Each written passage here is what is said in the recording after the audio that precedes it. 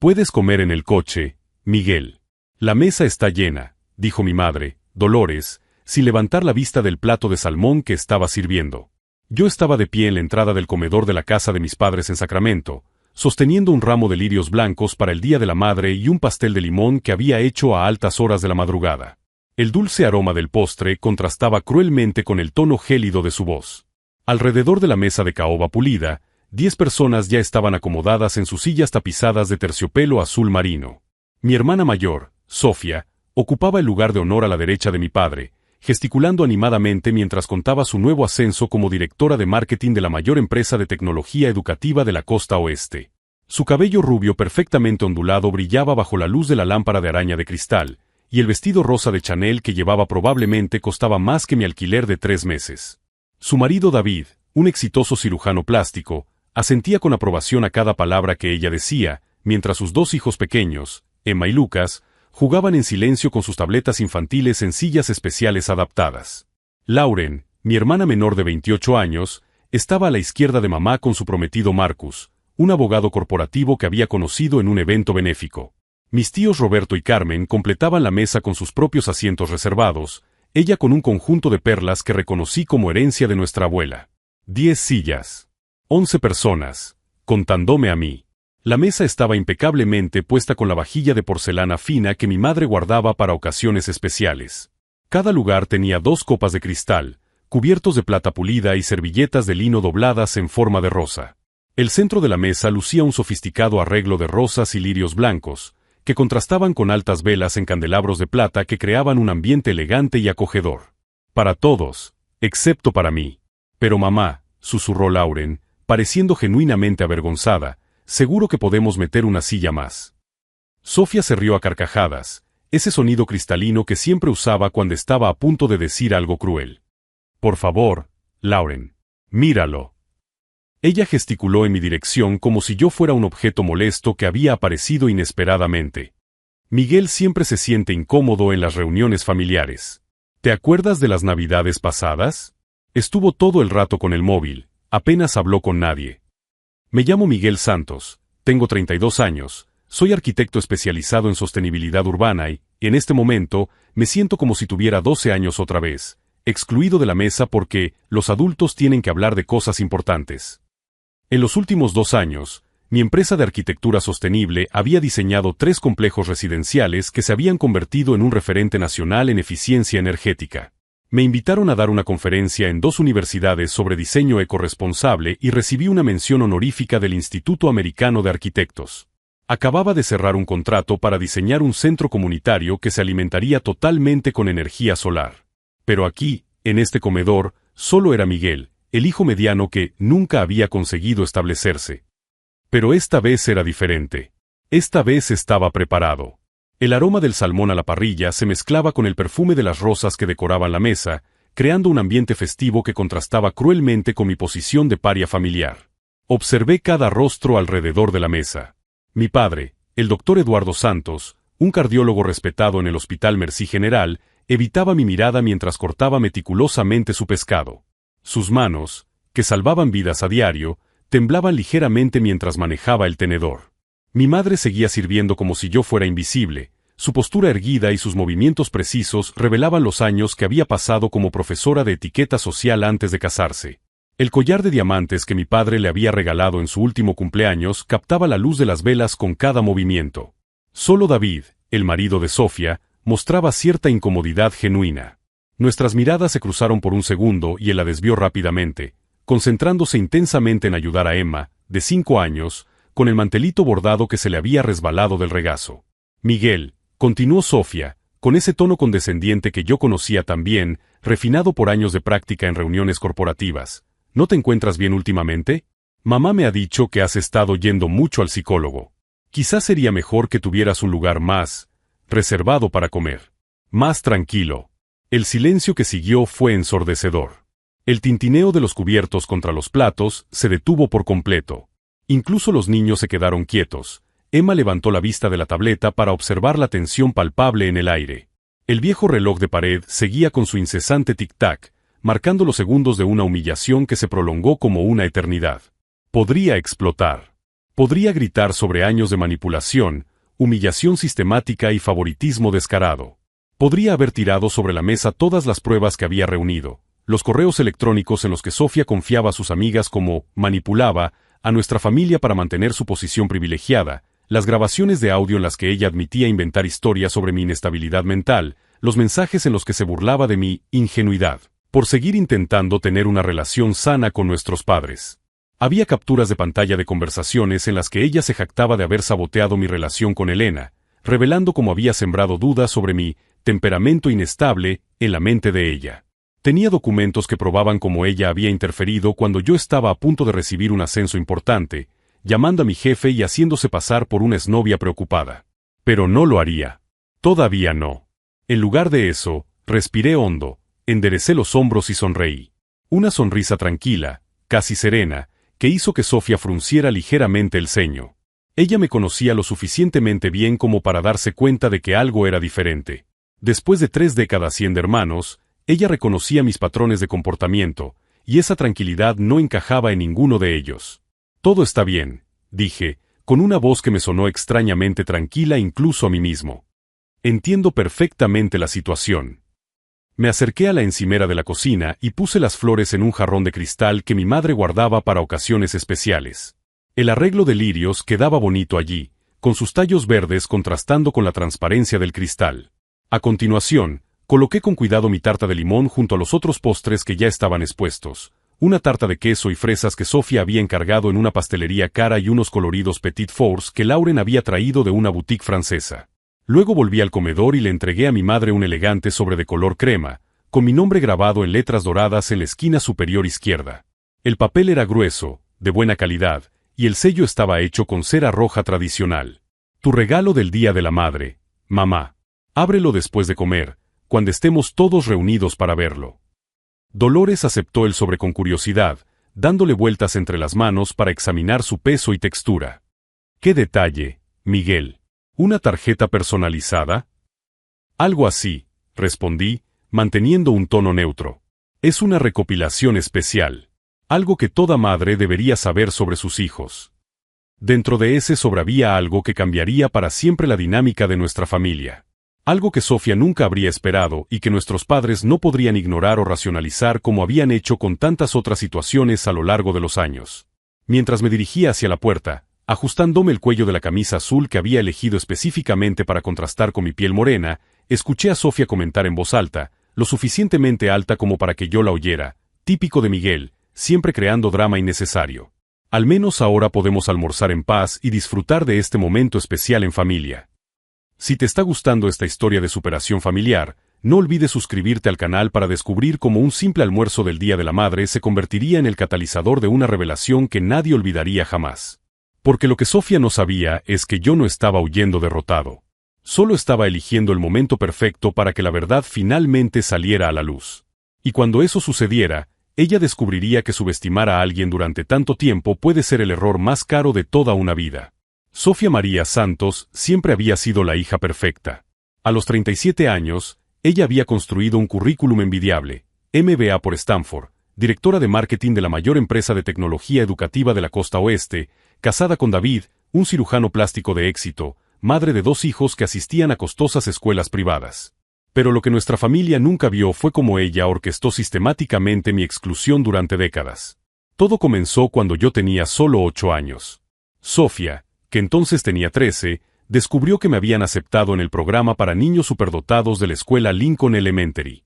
La noche antes de la prueba final, ella convenció a nuestros padres de que yo estaba demasiado ansioso y que podría tener un colapso nervioso. Miguel es muy sensible a la presión académica, dijo, poniendo su mano en mi hombro con falsa preocupación.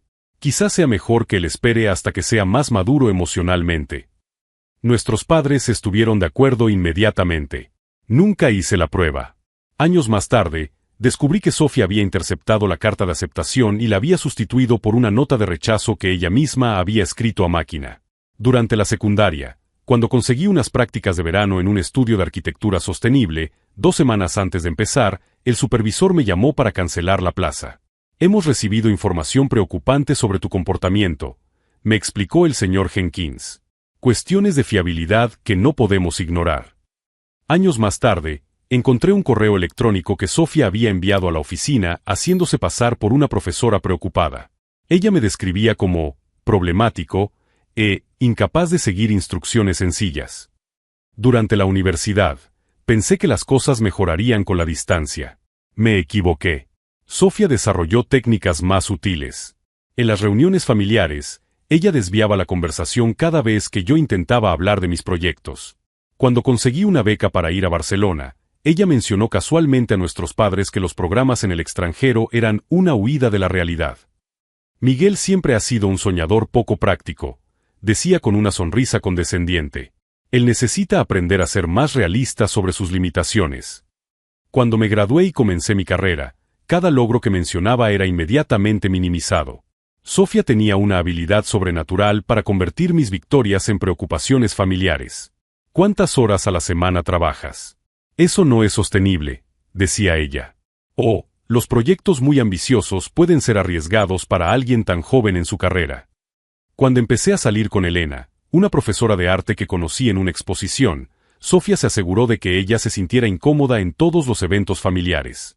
Miguel nunca ha tenido una novia que haya durado más de 6 meses, le decía a Elena durante las cenas. Espero que estés preparada para sus cambios de humor. Elena terminó nuestra relación después de 8 meses. Tu familia me hace sentir que no soy lo suficientemente buena, me confesó. Especialmente tu hermana.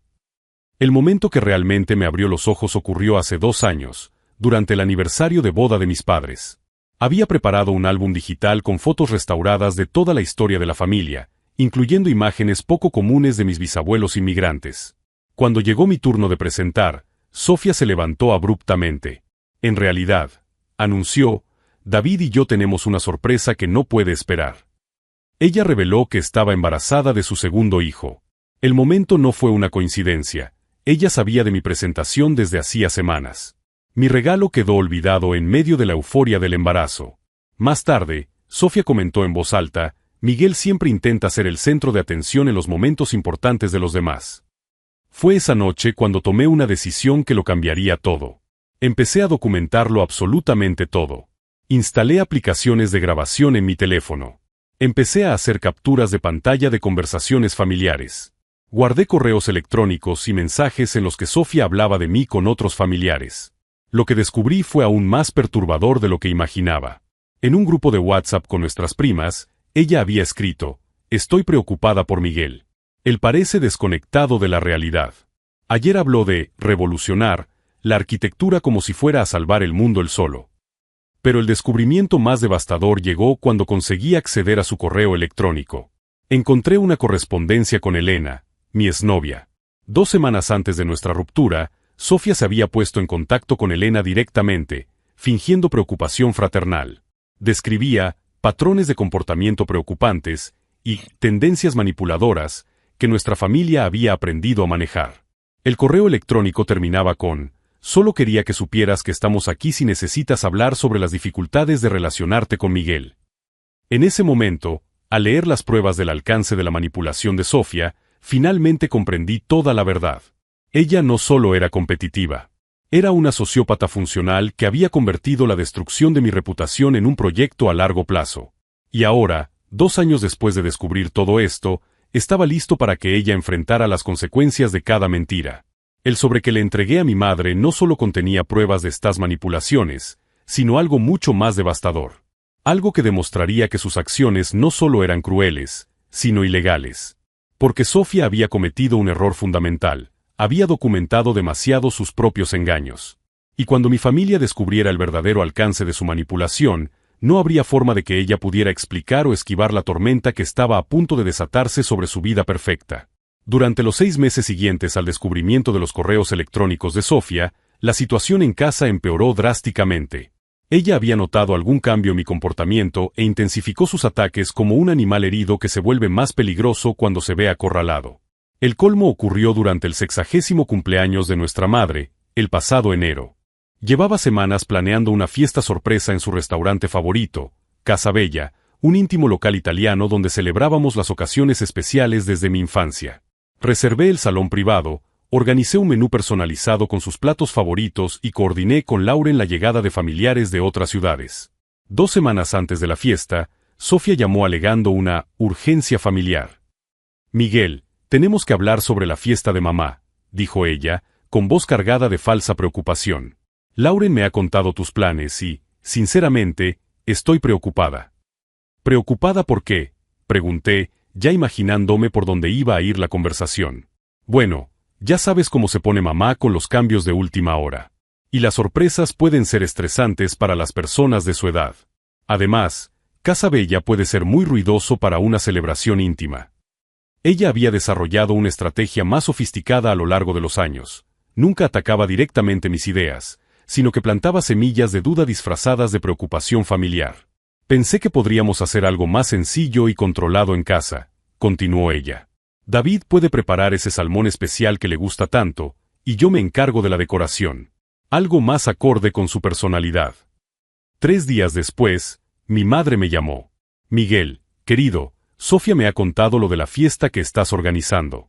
Es muy considerado por tu parte, pero creo que este año prefiero algo más íntimo. ¿Te importa si lo hacemos en casa? Sabía exactamente lo que había pasado. Sofía se había pasado días convenciendo a nuestra madre de que una fiesta sorpresa sería abrumadora, y que yo estaba siendo insensible a sus necesidades.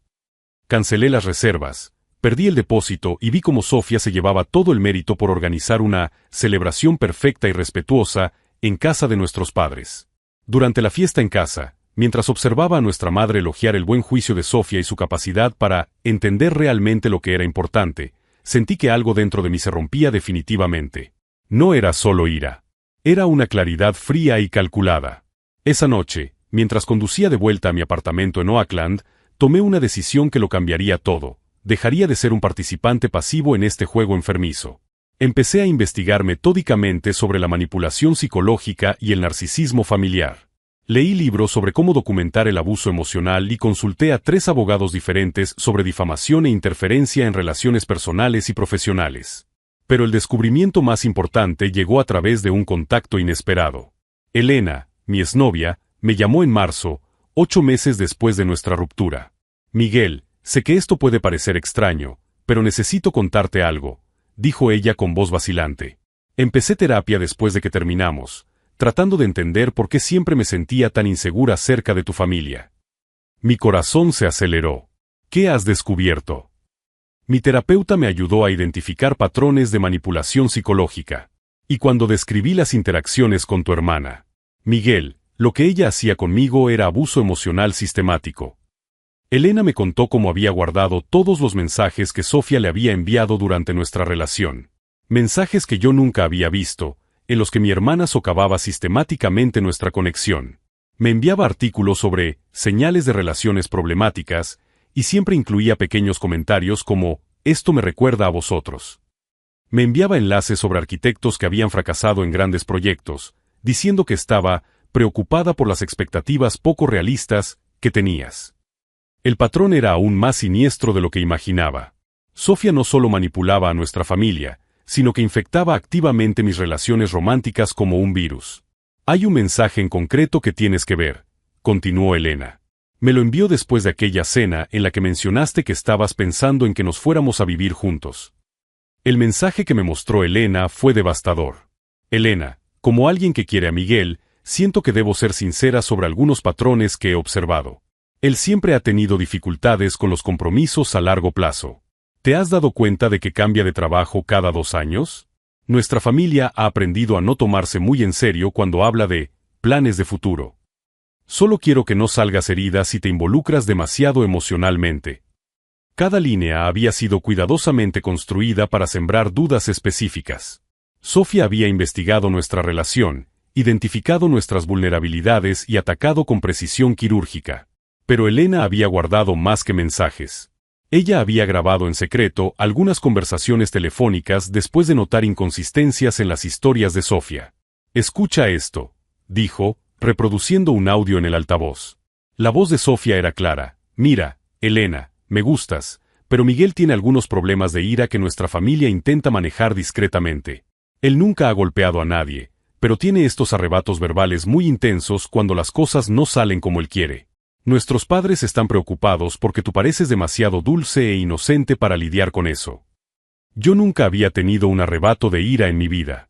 Mis padres nunca habían expresado ninguna preocupación por mi temperamento. Sofía simplemente se había inventado toda una historia sobre una inestabilidad emocional que no existía. En ese momento, al escuchar a mi hermana inventar defectos de personalidad para destruir mi relación, algo dentro de mí se cristalizó definitivamente. Ya no se trataba de demostrar mi inocencia o de arreglar relaciones familiares disfuncionales. Se trataba de la responsabilidad. Se trataba de consecuencias reales por décadas de manipulación calculada. Elena accedió a proporcionarme toda la evidencia que había recopilado. Más importante aún, accedió a servir como testigo si era necesario. Te mereces justicia, Miguel, dijo ella antes de colgar. Y otras personas merecen protección de lo que ella hace.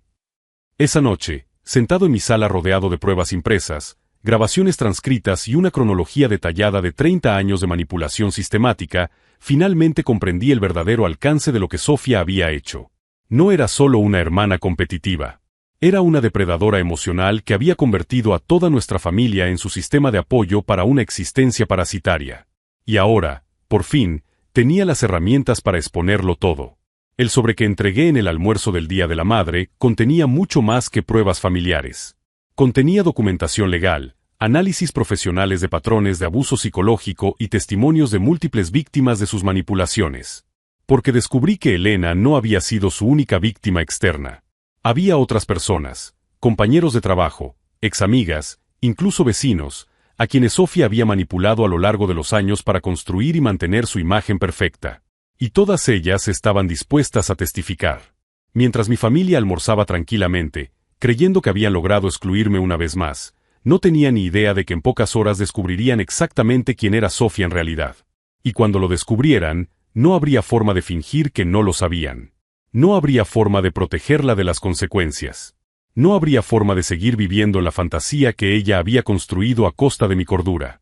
La verdad, al fin y al cabo, tiene su propia forma de imponerse cuando se documenta con suficiente precisión. En los meses que siguieron al encuentro con Elena, convertí mi apartamento de Oakland en un silencioso centro de operaciones. Todas las paredes de mi oficina en casa estaban cubiertas con cronologías impresas, fotografías de pruebas y conexiones trazadas como un detective que sigue la pista de un criminal en serie. Porque, en cierto modo, eso era exactamente lo que estaba haciendo. Sofía no era solo una hermana manipuladora. Era una sociópata sistemática que había perfeccionado su técnica a lo largo de 3 décadas, dejando un rastro de vidas destrozadas que se extendía mucho más allá de nuestra familia. El primer descubrimiento importante llegó a través de Marcus, el prometido de Lauren. Durante una cena informal, él mencionó casualmente algo inquietante. «Sabes, Miguel, tu hermana Sofía me dio algunos consejos interesantes sobre las relaciones cuando Lauren y yo empezamos a salir», dijo, jugando incómodamente con el tenedor. Ella me advirtió sobre algunos patrones de comportamiento en la familia Santos que debía observar. Se me heló la sangre. ¿Qué tipo de patrones? Bueno, mencionó que teníais un historial de relaciones inestables, especialmente tú y Lauren. Dijo que era algo genético, relacionado con problemas de control emocional. Marcus parecía genuinamente avergonzado. Me pareció extraño en ese momento, pero Lauren estaba pasando por una etapa difícil en el trabajo y a veces estaba muy estresada. Sofía también había sembrado la duda sobre Lauren. Mi hermana menor, que siempre había parecido tener una relación más estrecha con nuestros padres, también estaba siendo saboteada de forma preventiva. Eso me llevó a la segunda fase de la investigación, localizar a otras víctimas. A través de las redes sociales y mis contactos profesionales, logré localizar a 3 excompañeros de trabajo de Sofía en empleos anteriores. Cada conversación reveló patrones similares de manipulación en el entorno corporativo. Sarah Chen, que había trabajado con Sofía en la startup anterior, me contó de reuniones en las que Sofía, casualmente, mencionaba su preocupación por la estabilidad mental de compañeros que ella veía como competencia. Ella tenía una forma de hacer que pareciera una preocupación genuina, explicó Sarah durante nuestra llamada. Decía cosas como, estoy preocupada por Rachel, parece estar muy estresada últimamente, o, Mark ha estado haciendo algunos comentarios extraños en las reuniones. Nunca eran acusaciones directas, pero sembró la duda. El patrón era siempre el mismo, identificar posibles amenazas a su posición y socavar sistemáticamente la credibilidad de esas personas mediante insinuaciones cuidadosamente construidas. Pero el descubrimiento más impactante vino de David, el propio marido de Sofía. Durante el cumpleaños de Lauren en abril, conseguí hablar a solas con él en el porche de la casa de nuestros padres. David parecía agotado, con profundas ojeras que no tenía el año anterior. Miguel, ¿puedo hacerte una pregunta extraña?, comenzó, mirando nerviosamente hacia la puerta. Sofía siempre ha sido tan controladora con vosotros. La pregunta me pilló desprevenido. ¿Controladora cómo? Ella revisa mi teléfono, mis correos electrónicos, incluso mis conversaciones con mis colegas médicos. Dice que es por preocupación, que otros médicos pueden dar malos consejos sobre nuestra vida financiera. David respiró hondo. Y últimamente ha estado haciendo comentarios extraños sobre mi competencia profesional. Pequeñas cosas, pero constantes. En ese momento, me di cuenta de que Sofía estaba aplicando las mismas tácticas de aislamiento y control psicológico en su propio matrimonio. David, un cirujano respetado, estaba siendo gradualmente condicionado a dudar de su propio juicio.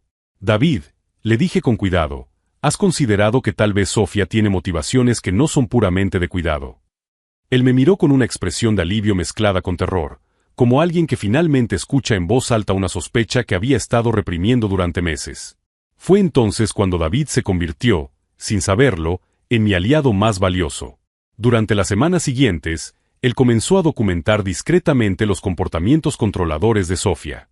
Grabaciones de conversaciones en las que ella minaba su confianza profesional, capturas de pantalla de mensajes en los que ella lo aislaba de sus amigos y colegas, pruebas de cómo ella supervisaba y controlaba sus finanzas personales. Mientras tanto, yo estaba construyendo el elemento central de mi plan, una presentación multimedia que revelaría no solo las manipulaciones de Sofía dentro de nuestra familia, sino también sus acciones ilegales en el ámbito profesional. Descubrí que ella había cometido difamación documentada contra al menos 5 personas a lo largo de su carrera. Más grave aún, encontré pruebas de que había falsificado referencias profesionales y utilizado información confidencial de su empresa actual para sabotear a la competencia. Pero Sofía, inconsciente de que su red de mentiras estaba siendo sistemáticamente desmantelada, se volvía cada vez más audaz en sus manipulaciones. Durante la cena de Pascua, hizo comentarios particularmente crueles sobre mi creciente inestabilidad mental ante toda la familia. Miguel ha estado raro últimamente, anunció durante el postre. David mencionó que él hizo preguntas muy invasivas sobre nuestro matrimonio. Me preocupa que él pueda estar proyectando sus propios problemas de pareja en los demás. Era una jugada brillante, utilizar mi propia investigación como prueba de un comportamiento problemático, al tiempo que aislaba a David al insinuar que él había traicionado una conversación privada. Pero esta vez estaba preparado. «Qué interesante, Sofía», respondí con calma. ¿Tienes alguna teoría sobre por qué estaría haciendo preguntas sobre relaciones? Quizás porque he observado patrones específicos. Ella frunció ligeramente el ceño, detectando algo diferente en mi tono. ¿Patrones? Sí. Patrones de comportamiento que afectan a varias personas a lo largo del tiempo.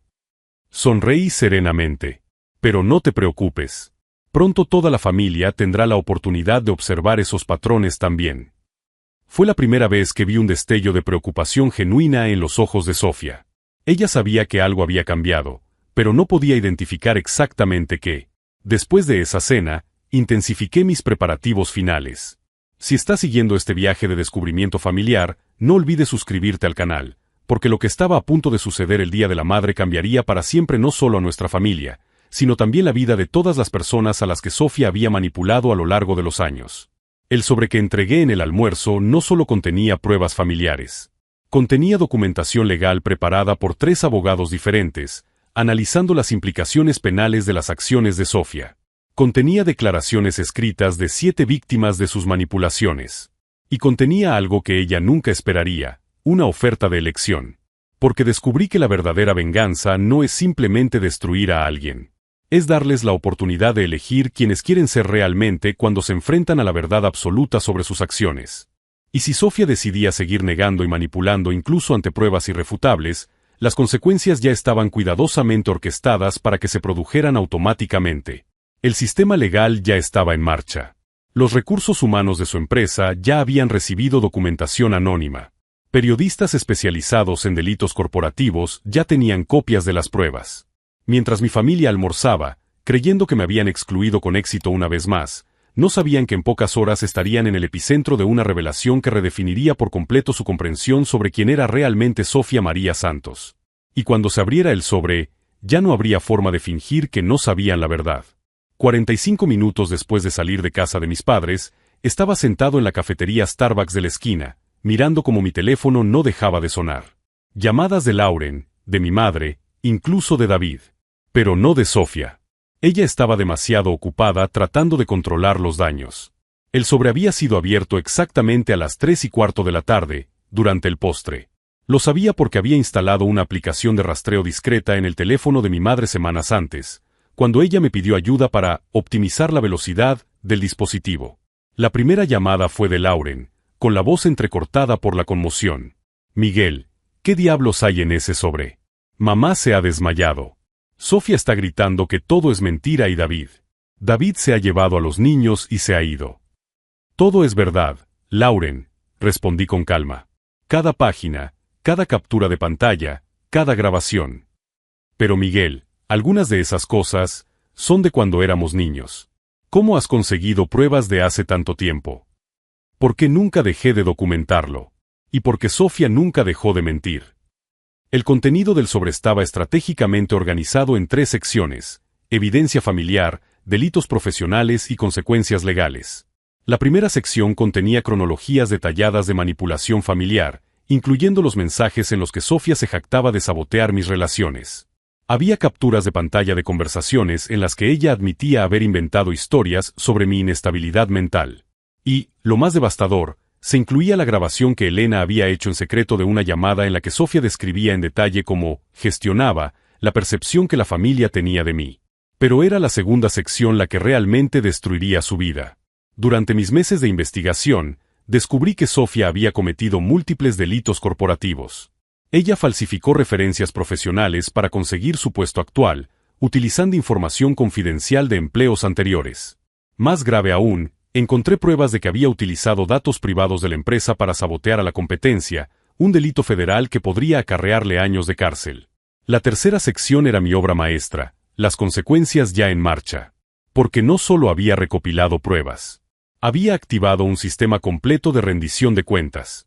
Ya se habían enviado copias de la documentación al Departamento de Recursos Humanos de la empresa de Sofía, a la Comisión de Valores por las violaciones éticas y a 3 periodistas especializados en delitos corporativos. El archivo también se había entregado a un abogado especializado en difamación, que representaba a Elena y a otras 2 víctimas de sus manipulaciones. Cuando mi teléfono volvió a sonar, era un número que no reconocí. ¿Miguel Santos? La voz era profesional, controlada. Sí. Soy Rebeca Martínez, del bufete Chen y Asociates. Su hermana acaba de contratarnos para representarla en un asunto urgente relacionado con acusaciones familiares. Sonreí.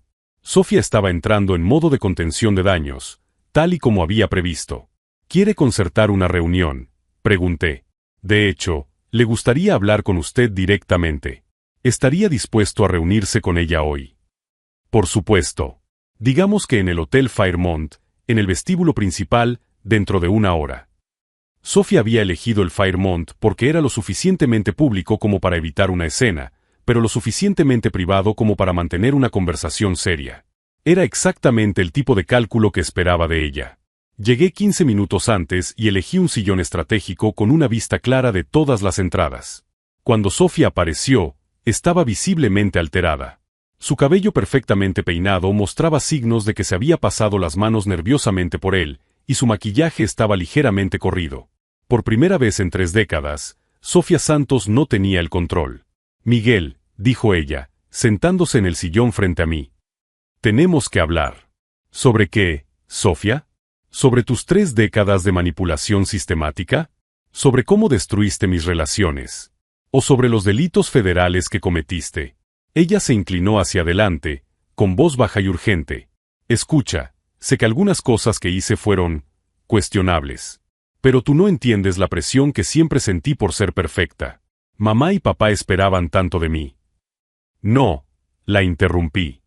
No vas a convertir esto en una historia sobre cómo tú eres la verdadera víctima. Sofía cambió de táctica al instante. Está bien, tienes razón. Tomé malas decisiones.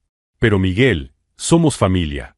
Podemos resolver esto internamente, sin involucrar abogados ni otras personas. Otras personas como la Comisión de Valores. Su rostro palideció. ¿Qué quieres decir?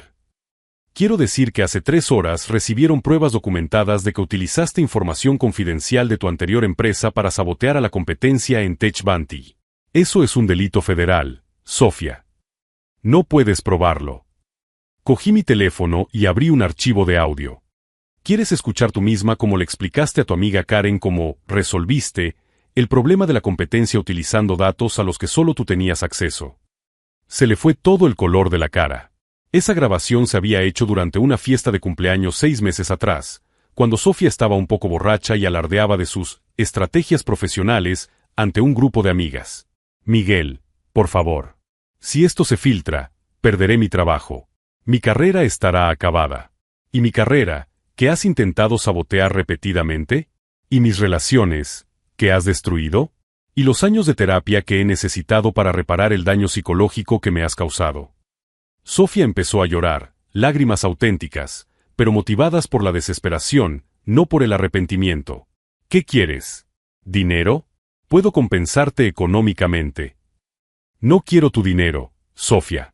Quiero responsabilidad. ¿Qué significa eso? Puse una carpeta de cartón entre nosotros. Significa que tienes una opción. Puedes confesar públicamente tus manipulaciones, pedir perdón sinceramente a cada persona a la que has hecho daño y someterte a terapia intensiva para personalidades narcisistas. O puedes seguir negándolo y dejar que el sistema legal siga su curso. Ella abrió la carpeta con manos temblorosas. Dentro había un contrato detallado, redactado por los mismos abogados que habían analizado sus violaciones legales. Si eliges la primera opción, continué, trabajaré contigo para minimizar las consecuencias legales. Pero si eliges seguir manipulando y mintiendo. No necesité terminar la frase.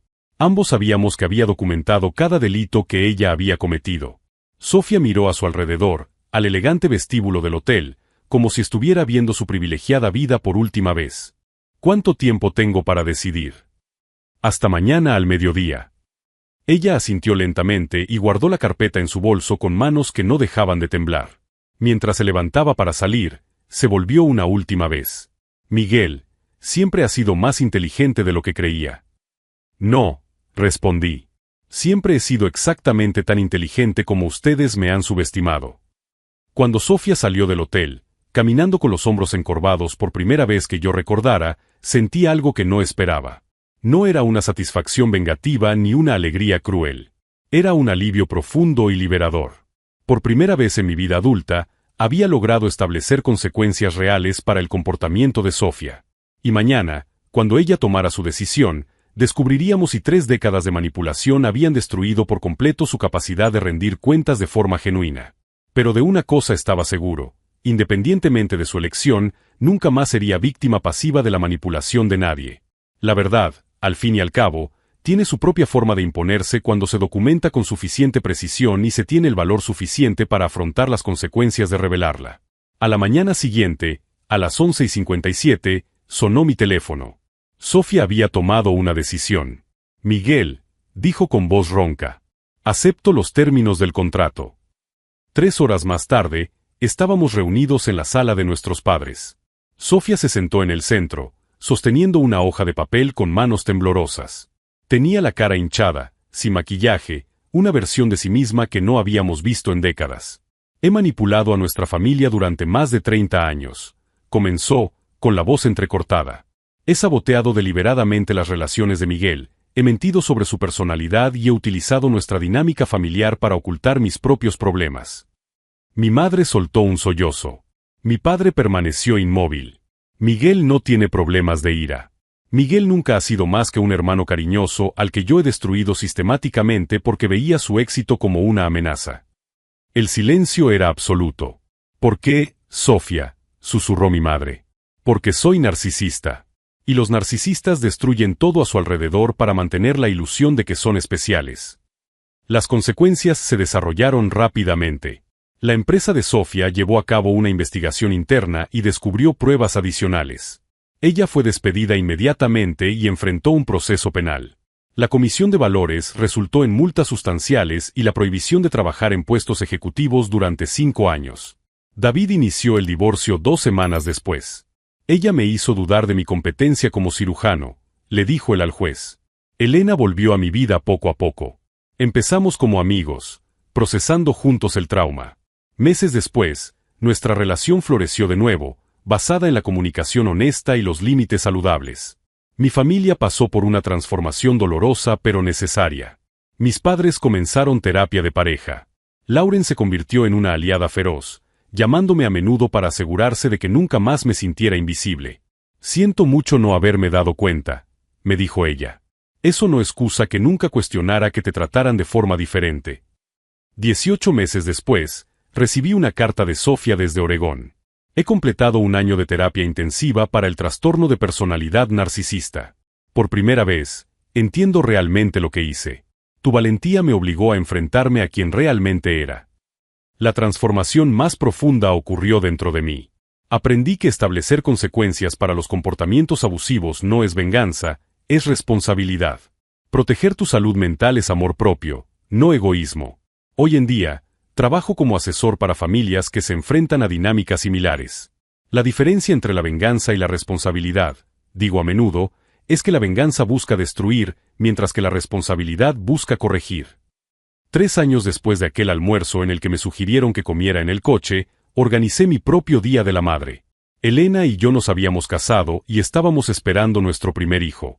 La mesa estaba puesta para 12 personas, mis padres reconciliados, Lauren y Marcus, David y los niños, amigos que se habían convertido en nuestra familia elegida. Había una silla vacía a propósito, no por exclusión, sino por esperanza. Sofía aún no estaba lista, pero la puerta permanecía abierta. Durante la cena, observé cómo las conversaciones fluían con naturalidad. Lauren se reía de un chiste de Marcus. Mi padre ayudaba a Emma a cortar el salmón. Mi madre le enseñaba a Elena fotos antiguas de la familia. Así es como debería ser la familia. Personas que eligen estar juntas por amor genuino y respeto mutuo. ¿Te arrepientes de algo?, preguntó Elena. Me arrepiento de haber esperado tanto para defenderme, respondí. Pero no me arrepiento de haber enfrentado la verdad. Si esta historia de transformación familiar te ha llegado al corazón, suscríbete al canal Twisted Revenge para descubrir más historias de personas que se negaron a seguir siendo víctimas silenciosas. Cada historia es un recordatorio de que tienes derecho a exigir respeto, especialmente de tu propia familia. Al final, aprendí que no puedes controlar cómo te tratan los demás. Pero sí puedes controlar si les permites que sigan haciéndolo. Y a veces, la decisión más amorosa es decir, esto se acaba aquí. La verdadera victoria no fue destruir a mi hermana. Fue recuperar a mi familia, establecer límites saludables y crear un espacio donde el amor se demuestra a través de acciones coherentes.